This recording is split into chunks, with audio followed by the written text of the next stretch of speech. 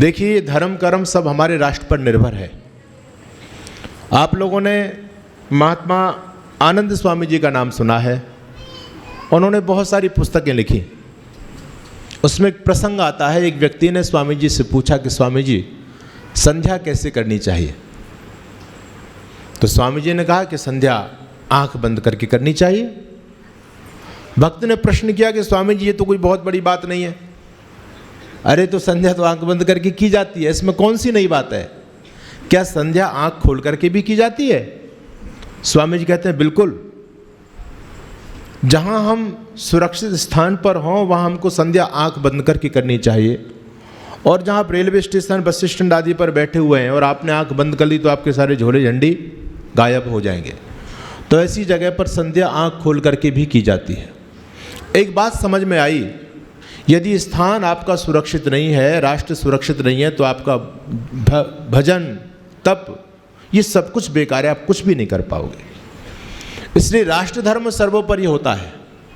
अपने राष्ट्र के लिए चिंतन करना, राष्ट्र को बचाना, संस्कृति को बचाना, ये हम सभी का दायित्व है। और आज इस पर बहुत बड़ा संकट पूरी दुनिया में मचा हुआ सनातन धर्म के ऊपर। आइए मैं थोड़ी सी चर्चा आर्य समाज से संबंधित आपके बीच में करता हूँ। चुनौतियाँ बहुत सारी हमारे सामने हैं, देश विदेश में हमने देखा है, और समाधान केवल एक ही नज़र आता है। और ये समाधान केवल मैं ही आपके बीच में नहीं बोल रहा हूँ। हमारे यहाँ एक बहुत बड़े साहित्यकार हुए जिनको हम लोग रामधारी सिंह दिनकर के नाम से जानते हैं।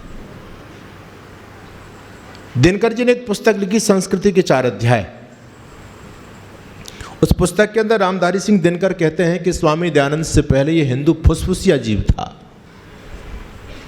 अब फुसफुसिया का मतलब क्या होता है? कहते हैं एक ऐसा प्राणी होता था जिसके शरीर में रीढ़ की हड्डी नहीं होती। आप कल्पना कीजिए, यदि हमारे शरीर में रीढ़ की हड्डी काम ना करे तो हमारा शरीर किस काम का है? हम खड़े नहीं हो सकते। बस वही स्थिति स्वामी दयानंद जी से पहले हिंदू जाति की थी। विदेशी विधर्मी हमारे धर्म पर, संस्कृति पर, महापुरुषों पर जब कीचड़ उछालते थे, प्रश्न किया करते थे, तो हम उनकी आंखों में आंख डाल करके, सीना तान करके, गर्दन ऊंची करके उनके सामने बात नहीं कर पाते थे, बल्कि हम लोग शर्म से नीचे गर्दन झुका करके और उनके सामने केवल दांत फाड़ते रह जाते थे। हमारे पास उनका कोई उत्तर नहीं हुआ करता था। आज स्वामी दयानंद जी महाराज ने आकर के हमारी रीढ़ की हड्डी को वो मजबूती प्रदान की है कि आज ना केवल हम विदेशी विधर्मियों के प्रश्नों का जवाब देते हैं, बल्कि आक्रामक होकर के बोलते हैं। और नकारा धर्म का बजता है, आए जिसका जी चाहे, सदाकत वेद अकदस आजमाए जिसका जी चाहे, चैलेंज के साथ में बोलते हैं। सनातन धर्म का पूरी दुनिया के अंदर एक, वर्तमान समय में पूरी दुनिया के अंदर एक माहौल बना हुआ है। सभी लोग सनातन को सम्मान दे रहे हैं। ये सम्मान किसने दिया? ये मोदी जी ने नहीं दिया। ये सम्मान देने वाले, सनातन धर्म के सम्मान को बढ़ाने वाले एक महापुरुष हमारे बीच में है, जिनको हम स्वामी दयानंद के नाम से जानते हैं। ऋषि दयानंद जी के समय में एक पंडित जी स्वामी जी के पास में आते हैं। संस्कृत के बड़े प्रकांड विद्वान थे और उन्होंने महाभारत के 1,00,000 श्लोकों पर टीका की है। नाम था पंडित नीलकंठ। पंडित नीलकंठ ने आकर के स्वामी दयानंद जी के चरण पकड़े, स्वामी जी को प्रणाम किया, और स्वामी जी को प्रणाम करने के बाद में वो फूट फूट करके रोने लगे।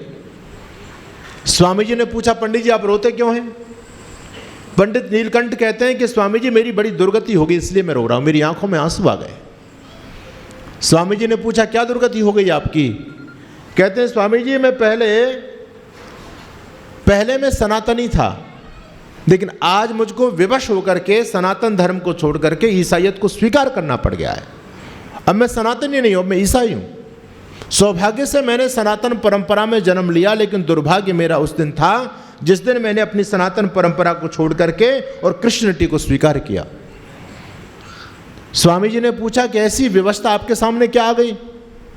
पंडित नीलकंठ कहते हैं, स्वामी जी मैं क्या बताऊं, कुछ प्रश्न मेरे से एक विधर्मी, एक ईसाई व्यक्ति ने किए। उन प्रश्नों का जवाब मेरे पर नहीं बन पाया और मुझको उसके सामने हार का सामना करना पड़ गया। और विवश होकर के, क्योंकि शर्त पहले लगा दी गई थी कि जो व्यक्ति हार जाएगा उसको अपना धर्म परिवर्तन करना पड़ेगा। मैं हार गया, मैं उसके प्रश्नों का जवाब नहीं दे पाया, तो मुझे विवश होकर के सनातन धर्म को छोड़ करके ईसाईयत को स्वीकार करना पड़ा। ये समस्या केवल पंडित नीलकंठ के सामने नहीं थी, ये समस्या आज भी हमारे सामने खड़ी है, यथावत खड़ी हुई है। वर्तमान समय में जो पढ़े लिखे बच्चे हैं, यूनिवर्सिटी कॉलेज के अंदर पढ़ने वाले बच्चे, उनके मन में जो थोड़ा सा भी बुद्धि से सोचता है, उसके मन में संस्कृति को लेकर के, धर्म को लेकर के प्रश्न उसके मन में पैदा होते हैं, और होने भी चाहिए। मैं राजस्थान के अंदर गया, एक 12वीं क्लास की बेटी मेरे पास में आई मेरे प्रवचन के बाद में, और उस बेटी ने मेरे से निवेदन किया कि स्वामी जी मैं आपसे कुछ प्रश्न करना चाहती हूँ। मैंने कहा पूछो, क्या पूछना चाहती हो? बोले आप मुझे पहले क्षमा कर दीजिए, क्योंकि मेरे प्रश्न बड़े विचित्र होंगे और आज तक मेरे प्रश्नों का कोई जवाब नहीं दे पाया, मुझे संतुष्ट नहीं कर पाया। मैंने कहा बहन, मैं ये तो नहीं कह सकता कि मैं तुझे संतुष्ट कर दूंगा, लेकिन जितना मेरे पास ज्ञान है, जितना विवेक मेरे पास में है, जितना मैंने स्वाध्याय किया है, उस स्वाध्याय के अनुसार मैं आपके प्रश्नों का समाधान करने का प्रयास करूंगा। पूछिए क्या पूछना चाहती हैं। उस बेटी ने फिर दोबारा से अपने कान पकड़े, हाथ जोड़े, गर्दन नीचे झुकाई और कहती अब की बार मैं क्षमा भगवान जी से मांगना चाहती हूँ, क्योंकि मैं जो प्रश्न करूंगी आपसे वो भगवान को लेकर के ही है, कहीं भगवान जी बुरा मान जाए मेरे प्रश्नों को लेकर के। मैंने कहा ना तो भगवान जी बुरा मानेंगे ना मैं बुरा मानूंगा, पागल तू पूछ क्या पूछना चाहती है। उस बेटी ने मेरे से कुछ प्रश्न किए।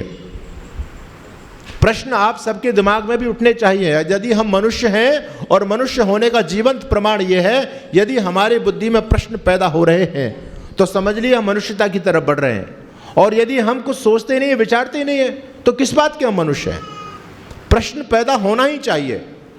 आजकल एक बहुत बड़ी सनातन धर्म के अंदर एक परंपरा चलती है कि धर्म कर्म के क्षेत्र में प्रश्न मत करो, श्रद्धा कीजिए, श्रद्धा से सुनते रहो इसको। श्रद्धा वृद्धा से कुछ भी नहीं होता। आज का जमाना तार्किक जमाना है। वो एक जमाना था जब पुराने लोगों को धर्म कर्म के प्रति कोई प्रश्न किया करता था तो हम लोग उनको शांत कर देते थे, भाई भगवान के बारे में प्रश्न मत करो, बस श्रद्धा से सुनते रहो। आज के बच्चे श्रद्धा वृद्धा को नहीं मानते, वो तो तार्किक बच्चे हैं, लॉजिकल एकदम, ऐसा उनको तर्क चाहिए। यदि आपकी वाणी में दम है, आपके पास तर्क है, उनके प्रश्नों का जवाब आपके पास में है, तो आपकी बात को मान सकते, नहीं तो नहीं मानेंगे। उस बेटी ने मेरे से पहला प्रश्न किया, सुनना मेरी माताओं बहनों ध्यान से।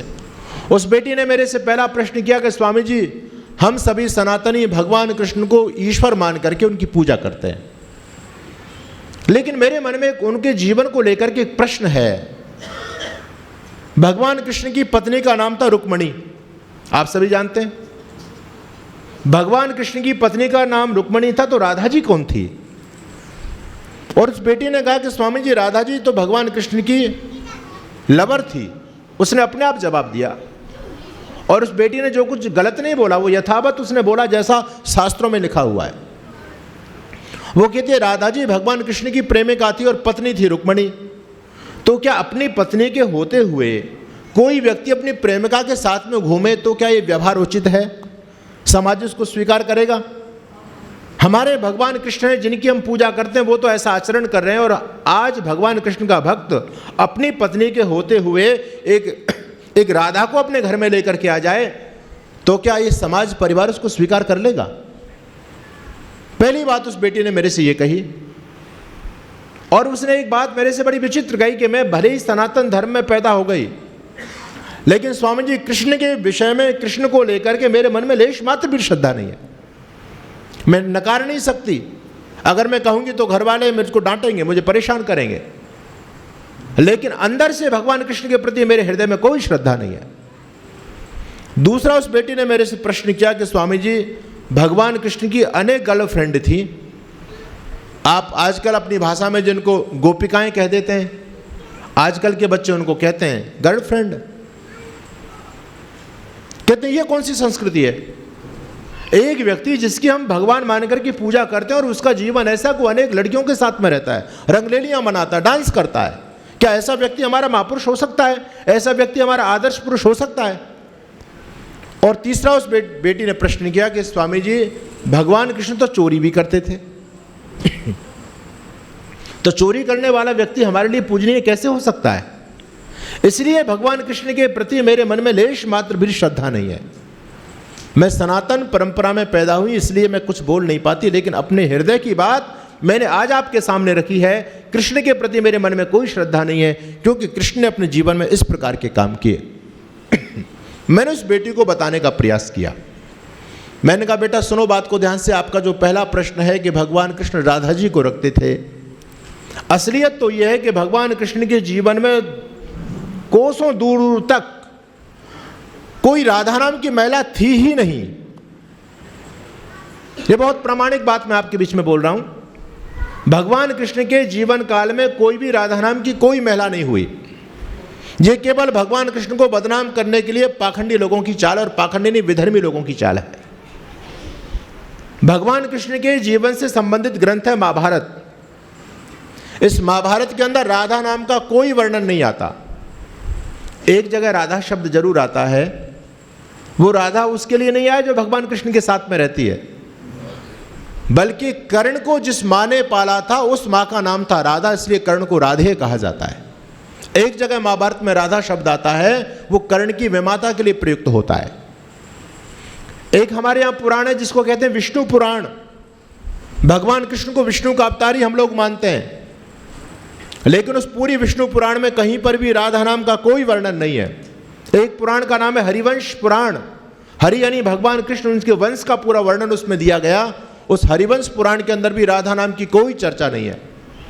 और तो और एक पुराण ऐसा है जिसकी समाज में आज बड़ी व्याप्ति हो रही है। जगह जगह जिसके नाम से बड़ी बड़ी कथाएं होती हैं, जिस पुराण का नाम है श्रीमद् भागवत महापुराण। आप लोगों ने उसकी कथाएं सुनी होंगी। वैसे तो इस धूर्त भागवतकार ने भगवान कृष्ण को कलंकित करने में कोई कोर कसर नहीं छोड़ी।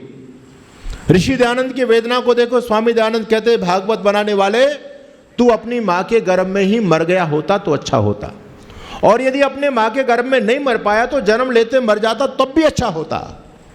तू इस धरती से समाप्त हो जाता तो बहुत सनातन धर्म का उपकार हो गया होता, क्योंकि तूने हमारे महापुरुष भगवान कृष्ण को जितना कलंकित किया है उतना किसने कलंकित किया नहीं भगवान कृष्ण को।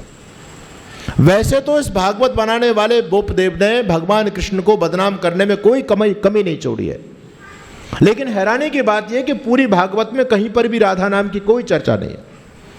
पूरी भागवत में कहीं राधा शब्द ही नहीं है। लेकिन विचित्र बात यह कि आज कोई भी भागवत कथा बिना राधा की नहीं होती। राधिका गोरी से, ब्रज की छोरी से, मैया करा दे मेरो ब्याह, पता नहीं क्या क्या 10 मिनट तक व्यास जी कथा आगे पढ़ते हैं, बीच में राधे राधे का कीर्तन करा देते हैं। ये राधे बीमारी आ कहाँ से गई?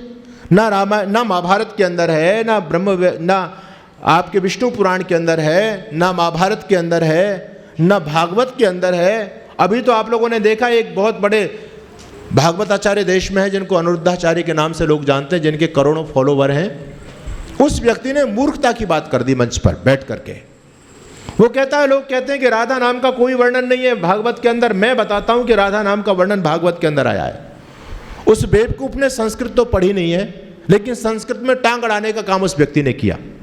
उसी के मंच पर उसके साथ में उसके गुरुजी बैठे थे, एक पंडित जी महाराज, और उस व्यक्ति ने जैसे ही संस्कृत के श्लोक के साथ खींचातानी शुरू की, और खींचातानी कैसे, जैसे आपके हरियाणा के अंदर एक रामपाल है, वो भी बिल्कुल निरक्षर भट्टाचार्य, संस्कृत की ABCD भी नहीं जानता वो व्यक्ति, और वो भी संस्कृत में टांग अड़ाता है।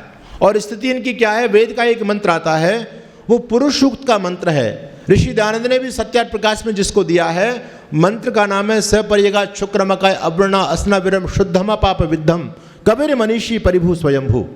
इस मंत्र में कभी शब्द आया, कभी ही परमात्मा को कभी से संबोधित किया गया। परमात्मा कभी भी है। अच्छा, कवि और कबीर में अंतर है या नहीं?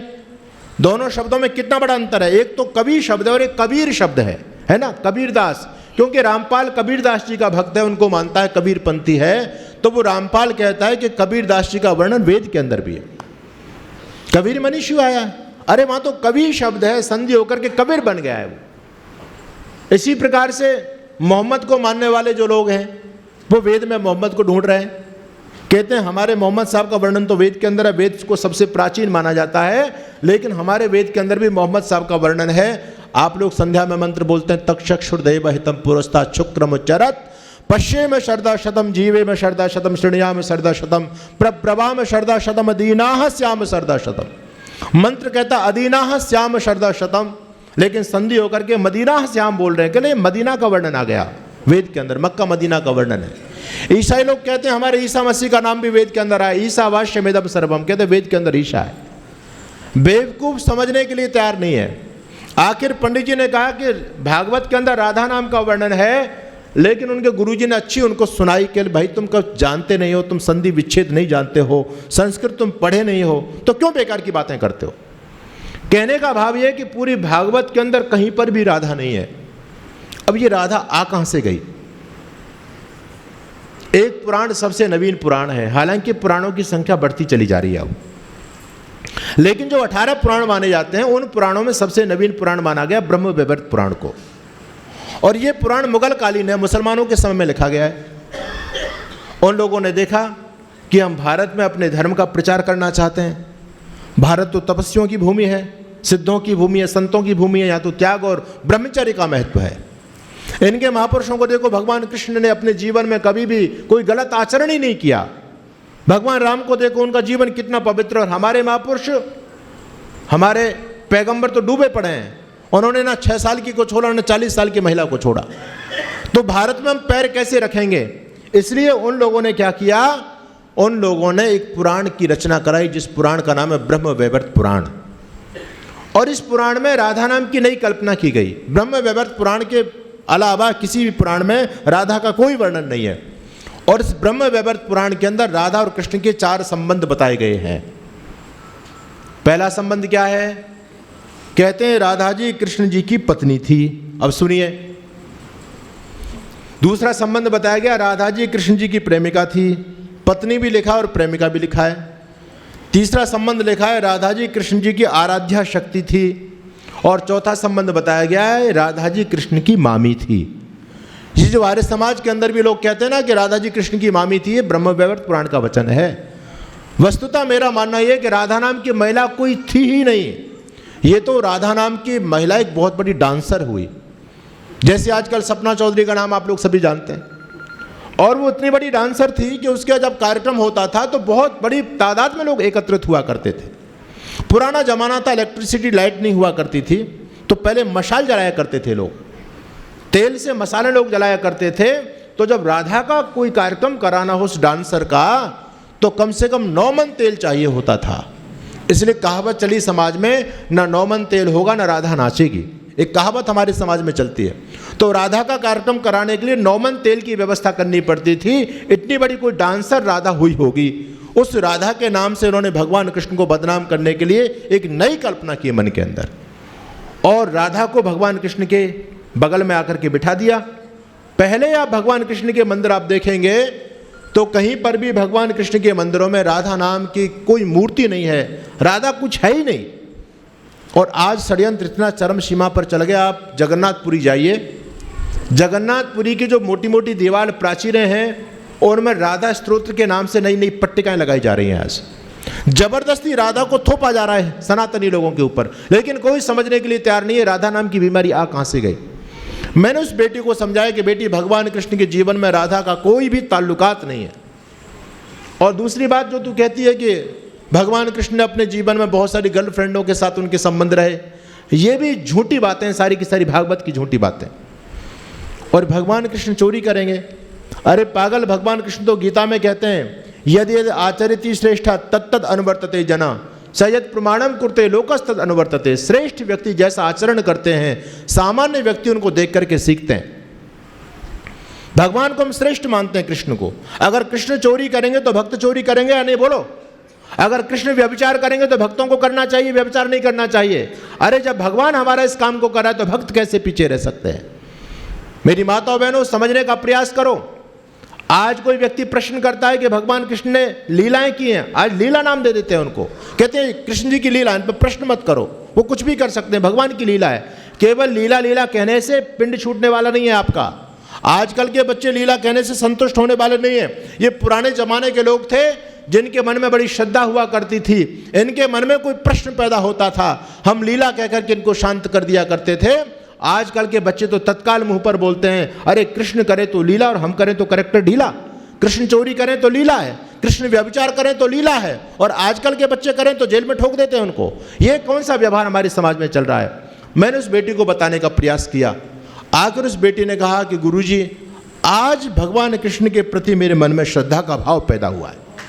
अब तक मैं कृष्ण को नहीं मानती थी, लेकिन आज जब आपने समझाया कि कृष्ण का जीवन ऐसा नहीं है, मैंने कहा बेटा इसमें मेरा कुछ भी नहीं है। अगर मुझे भी ऋषि दयानंद जैसा गुरु नहीं मिला होता तो मैं भी कृष्ण को पता नहीं चोर और छलिया लंपट क्या क्या मान रहा होता।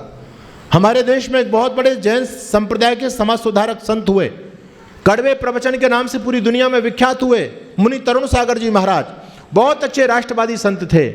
उन्होंने जयपुर के आरएसएस की सभा में, जहां पर लगभग 10,000 लोगों की उपस्थिति थी, विजयदशमी के कार्यक्रम में उन्होंने भरे मंच से एक बात कही, अगर कृष्ण के चरित्र को जीवन में अपनाओगे तो सिर पर इतने जूते पड़ेंगे, एक बाल भी नहीं बचेगा। ये बात कही मुनि तरुण सागर ने। मंच पर बड़े बड़े लोग बैठे हुए थे, कोई भी मुनि तरुण सागर की बात का प्रतिकार नहीं कर पाया। अच्छा, मुनि तरुण सागर ने क्या कुछ गलत बोला? भाई, जैसा कृष्ण को पुराणों में लिखा है, जिन पुराणों को आप अपना धर्म ग्रंथ मान करके आज चल रहे हैं, इन पुराणों में जैसा भगवान कृष्ण का चरित्र चित्रण किया गया है, उस चरित्र चित्रण के आधार पर मुनि तरुण सागर ने बोल दिया। अगर मुनि तरुण सागर ने ऋषि दयानंद को पढ़ा होता, वो ऋषि दयानंद की भावना को समझते कि स्वामी जी कहते हैं कि कृष्ण का जीवन अति उत्तम है, उन्होंने जन्म से लेकर के मृत्यु पर्यंत एक भी निंदित कर्म नहीं किया। लेकिन मुनि तरुण सागर कह रहे हैं कि कृष्ण के चरित्र को जीवन में अपनाओगे तो सिर पर इतने जूते पड़ेंगे, एक बाल नहीं बचेगा। बताओ, कृष्ण के सम्मान को रक्षा कौन कर रहा है? कृष्ण को यथावत कौन मान रहा है? आर्य समाज मानता है या पौराणिक पाखंडी लोग मानते हैं? इन पौराणिक पाखंडियों के पास विधर्मियों के प्रश्नों का एक भी जवाब नहीं है। मैं छत्तीसगढ़ के अंदर गया, वहाँ बहुत बड़े पैमाने पर धर्मांतरण हुआ। दूसरे दिन जब हम लोग वहाँ पर पहुँचे, मैंने उन भाइयों को बुलाया अपने पास में जो धर्म परिवर्तित करके ईसाई बन गए थे। मैंने उनको समझाने का प्रयास किया, लेकिन उनके पास ज़्यादा बौद्धिक स्तर था नहीं उनका कुछ भी। उनका फादर वहाँ पर बैठा हुआ था, पादरी। उस व्यक्ति ने मेरे से प्रश्न किया कि स्वामी जी, आप इनको समझा रहे हैं और हमारे ईसा मसीह के बार बार विषय में आप बार बार टिप्पणी कर देते हैं और कृष्ण की प्रशंसा करते हैं आप। अगर आप सच्चे सन्यासी हैं तो मेरे एक प्रश्न का जवाब दीजिए। मैंने कहा, पूछो, क्या पूछना चाहते हो? वो व्यक्ति मेरे से कहता, देखो स्वामी जी, एक तरफ आपके भगवान कृष्ण है, एक तरफ हमारे ईसा मसीह हैं, दोनों में से किसका जीवन अच्छा है? अरे मैंने कहा, तेरा ईसा मसीह तो कुछ है ही नहीं, उसका कोई इतिहास नहीं, उसके कोई बाप का पता नहीं, उसका ना कोई कुल ना खानदान, वो तो वैसा ही है, उसका कोई धर्म नहीं, उसकी कोई संस्कृति नहीं। कहता, आप ईसा मसीह के बारे में नहीं जानते। कहता, ईसा मसीह वो शख्स हैं जो धरती के लोगों के पापों की गठरी बांध करके और सिर पर रख करके सूली पर चढ़ गए। उन लोगों में मान्यता है, जो भी व्यक्ति क्रिश्चियनिटी को स्वीकार कर लेता है, वो अपने जीवन में कितना ही पाप करे, उसको पाप का फल भोगना नहीं पड़ता, बल्कि उनके पापों का हरण ईसा मसीह पहले ही कर चुके हैं, ऐसा वो लोग मानते हैं। तो व्यक्ति मेरे से कहता है कि ईसा मसीह वो हैं जो धरती के लोगों के पापों को सिर पर रख करके सूली पर चढ़ गए, और एक तरफ आपके भगवान कृष्ण हैं जो यमुना जी में नहाती हुई लड़कियों के कपड़े उठा करके पेड़ पर चढ़ गए। अब मुझे बताओ, किसका चरित्र अच्छा है? कृष्ण का चरित्र अच्छा है, ईसा मसीह का चरित्र अच्छा है? मेरी माताओं बहनों, वहाँ पर बड़े बड़े पाखंडी लोग भी बैठे थे, कथाकार, भागवत कथाकार। मैंने उनकी तरफ संकेत किया, अरे ये पाखंडी क्या बोलता है, ये विधर्मी हमारे भगवान कृष्ण पर क्या गलत आरोप लगा रहे, इसका जवाब दीजिए। आखिर क्या भागवताचार्य इस प्रश्न का जवाब दे सकते हैं? अरे भगवान कृष्ण को ये चीरहरण लीला में लिखा है, नहीं लिखा भागवत के अंदर? भगवान कृष्ण को चोर किसने साबित किया? मुसलमानों ने साबित किया, ईसाइयों ने साबित किया, या हमने साबित किया है? हमारे यहाँ एक धर्म ग्रंथ है जिसका नाम है विष्णु सहस्त्र नाम। भगवान कृष्ण के, भगवान विष्णु के 1000 नाम उसमें गिनाए गए। उसमें जानते हो नाम क्या है? चोर जार शिखामणि लिखा है। चोर यानी चोर और जार यानी व्यभिचारी लोगों का शिखामणि यानी सरदार कौन? भगवान कृष्ण। भगवान कृष्ण को व्यभिचारी कौन घोषित कर रहा है? हम लोग घोषित कर रहे हैं। भगवान कृष्ण को चोर घोषित कौन करता है? हम लोग कर रहे हैं। अरे दूसरी तरफ उन विधर्मी लोगों को देखो। अभी कुछ समय पहले नुपुर शर्मा ने एक बयान दे दिया था। वो बयान कुछ गलत नहीं था, वो यथावत बात थी, लेकिन उन लोगों ने कुछ सच्चाई की बात भी नहीं पचा पाए वो लोग, क्योंकि वो जानते हैं कि चाहे हमारे पैगंबर ने ऐसा आचरण कर दिया 6 साल की आयशा के साथ में, उन्होंने निकाह भले कर लिया, लेकिन आज के समाज के हिसाब से वो ठीक नहीं है। वो सही बात को भी नकार रहे हैं, क्योंकि उनके मोहम्मद की इसमें तौहीन होती है। और हम ऐसे बेवकूफ़ लोग हैं जो हमारे भगवान कृष्ण का ऐसा कोई चरित्र रहा ही नहीं है, और हम कृष्ण को चोर साबित कर रहे हैं, हम कृष्ण को व्यभिचारी साबित कर रहे हैं, हम कृष्ण को लंपट साबित कर रहे हैं। शर्म नहीं आती लोगों को? कैसे कैसे गंदे गीत बनाए हुए हैं। रात शाम सपने में आगे दहिया पी के सर, रात शाम ने मेरी चुनरी पकड़ी, चुनरी होगी फर, ये चल रहा है। यानी हिंदू ऐसा बेवकूफ़ प्राणी धरती पर जो अपने महापुरुषों को खुद बदनाम करता है। ऐसी बेवकूफ़ जाति दूसरी आपको नहीं मिलेगी। मैं ऋषि दयानंद जी के जीवन की घटना आपके बीच में बोल रहा था। पंडित नीलकंठ ने आकर के स्वामी जी के पैर पकड़े और पंडित नीलकंठ कहता है स्वामी जी मेरी बड़ी दुर्गति हो गई। अपने पूरे जीवन का वृत्तांत बताते हुए पंडित नीलकंठ कहते हैं स्वामी जी मैं बड़ा विद्वान कथाकार था, मेरी कथा के अंदर एक पादरी आया और उस पादरी ने आकर के मेरे से कहा कि पंडित नीलकंठ तुम सनातनी हो, हम क्रिश्चियन हैं, हम आपके सनातन धर्म को लेकर के आपसे कुछ प्रश्न करेंगे आज, और आप मेरे प्रश्नों का जवाब दे देंगे तो आज से ही मैं अपने क्रिश्चियनिटी को छोड़ करके सनातनी बन जाऊंगा, और तुम मेरे प्रश्नों का जवाब नहीं दे पाओ तो तुम सनातन को छोड़ करके ईसाई बन जाना। बोलो बात मंजूर है?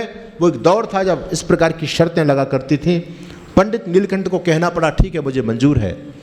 अब उस फादर ने क्या प्रश्न किए? वो फादर कहता है पंडित नीलकंठ कृष्ण ने अपनी मामी राधा के साथ में दुराचार किया, ठीक है, कहाँ लिखा है? ब्रह्म वैवर्त पुराण के अंदर स्पष्ट लिखा है। आपको राधा के बारे में यदि ज़्यादा डिटेल में जानकारी चाहिए, YouTube पर मेरे एक वीडियो है, राधा रहस्य स्वामी सच्चिदानंद महाराज अब बोलेंगे, उस वीडियो पर मैंने पूरी दुनिया के सामने घोषणा की है कि राधा नाम की महिला कोई हुई नहीं, आज तक नहीं हुई। कोई भी पाखंडी बड़ा बड़ा कथाकार, लोगों ने गालियां तो बहुत दी हैं, लेकिन कोई शास्त्रार्थ करने के लिए नहीं आ पाया, आज तक नहीं आया, ना आ सकता है। हम प्रामाणिक बात बोलते हैं, ऐसी कोई बात नहीं बोलते। उस व्यक्ति ने कहा कि कृष्ण ने अपनी मामी राधा के साथ में व्यभिचार किया, दासी कुब्जा के साथ में किया। कहाँ लिखा है जी? भागवत में। कृष्ण ने अपनी मामी राधा के साथ में व्यभिचार किया, दासी कुब्जा के साथ में किया, अनेक गर्लफ्रेंडों के साथ में, गोपियों के साथ में कृष्ण ने रंगरेलियां की। हम इस षड्यंत्र को समझना नहीं चाह रहे। आज हम कहते हैं वो तो गोपियां थी, वो भगवान कृष्ण की, और हमारे बहुत सारे संत महापुरुष भी गोपियां रख रहे थे, आज जेल में दंड पेल रहे हैं वो लोग। वो भी कहते थे कृष्ण रखते तो हम भी रखते हैं, क्या दिक्कत है? आपको जानकारी होनी चाहिए, इस देश के अंदर एक बेहुदा कानून पारित किया गया। कानून का नाम है live in relationship. Live in का मतलब क्या है? बिना शादी किए हुए लड़का लड़की साथ साथ रह सकते हैं, सारे कुकर्म करेंगे, बच्चे भी पैदा कर लेंगे, लेकिन बिना शादी के कर सकते हैं। ये वैधानिक मान्यता सुप्रीम कोर्ट ने आजकल दे दी हमारे देश में। जब ये कानून जज हमारे देश पर बना रहा था, थोप रहा था इस कानून को, तो वहाँ बहस चली। वकील ने पूछा कि जज महोदय आप भारत की संस्कृति को नहीं जानते।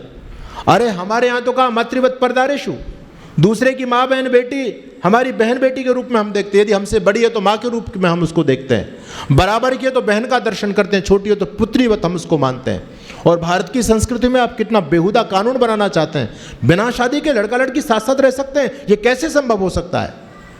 जज ने कहा कि तुम अपनी संस्कृति की दुहाई मेरे सामने दे रहे हो, लेकिन महोदय तुम भारत की संस्कृति को जानते ही नहीं हो। मैं कोई नया कानून नहीं बना रहा हूँ इस देश में, ये कानून तो बहुत पहले से चलता आया है। बोले कैसे? बोले ये बताओ, भगवान कृष्ण की पत्नी का नाम तो रुक्मणी था, भगवान कृष्ण राधा के साथ में रहते थे या नहीं रहते थे? राधा कौन थी? राधा भी तो उनकी गर्लफ्रेंड थी। राधा के साथ भगवान कृष्ण ने कोई शादी थोड़ी की, शादी तो रुक्मणी के साथ की, और अनेक गोपिकाओं के साथ में भगवान कृष्ण रहते थे। तो जब आपके भगवान कृष्ण बिना शादी किए लड़कियों के साथ में रह सकते हैं, तो आज का कोई नौजवान यदि लड़का लड़की साथ साथ रहना चाहते हैं तो तुम्हारे पेट में क्यों दर्द होता है? ये बेहुदा कानून इस देश में पारित किया गया, और आज ये लिव इन का कानून हमारे देश में चलता है। वो पाखंडी विधर्मी पंडित नीलकंठ से प्रश्न करता है, कहता है कृष्ण ने अनेक गोपियों के साथ में रंगरेलियां की, ब्रह्मा जी ने अपनी दोनों पुत्रियों के साथ में व्यभिचार किया, और गौतम ऋषि की पत्नी अहिल्या के साथ में इंद्र ने दुराचार किया।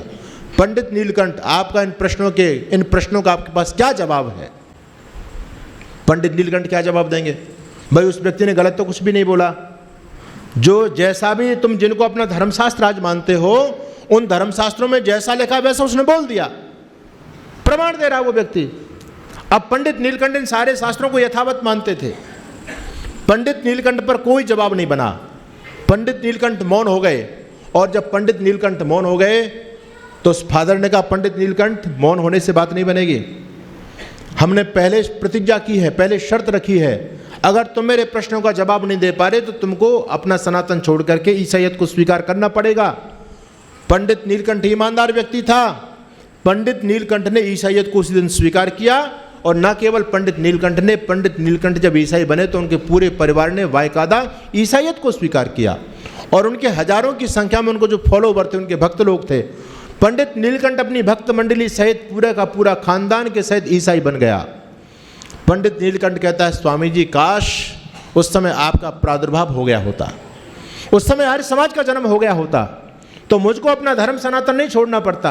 अरे ये तो सबसे पहले आपने आकर के हमको बताया कि हमारे धर्म ग्रंथों में लिखी हर चीज प्रामाणिक नहीं है। संस्कृत में लिखी हर बात प्रामाणिक नहीं होती।